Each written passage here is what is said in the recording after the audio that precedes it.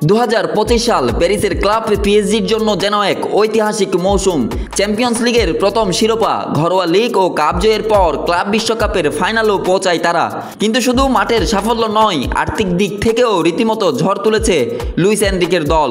বিশ্বখ্যাত ট্রান্সফার মার্কেটের হিসেবে মাত্র এক মৌসুমে পিএসজির বাজার মূল্য বেড়েছে 226 মিলিয়ন ইউরো।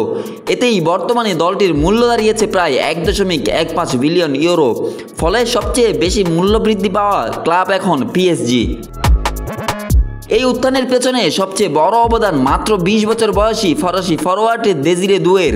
মাত্র 6 মাসে তার মূল্য 40 থেকে বেড়ে হয়েছে 90 মিলিয়ন ইউরো।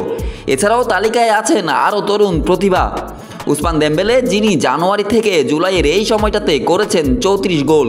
তার বাজার মূল্য এখন 90 মিলিয়ন ইউরো এবং তিনি এখন ব্যালন ডি'অর ফেভারিটদেরও একজন। অন্যান্য তারকাদেরও উন্নতি চোখে পড়ার মতো।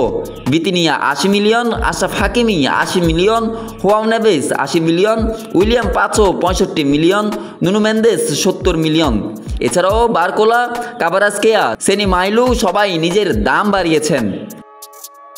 এবার আর শুধু নেইমার, মেসি, এমবাপ্পের ক্লাব নয়, পিএসজি হয়ে উঠেছে ইউরোপের সবচেয়ে ভার্সেটাইল ও ভ্যালুয়েবল স্কোয়াড। এবার দেখার পালা এই তারকাদের কাঁধে ছড়ে ভবিষ্যতে কতটা সোনালি হয়ে ওঠে প্যারিসের গল্প। Desk report, news now sports.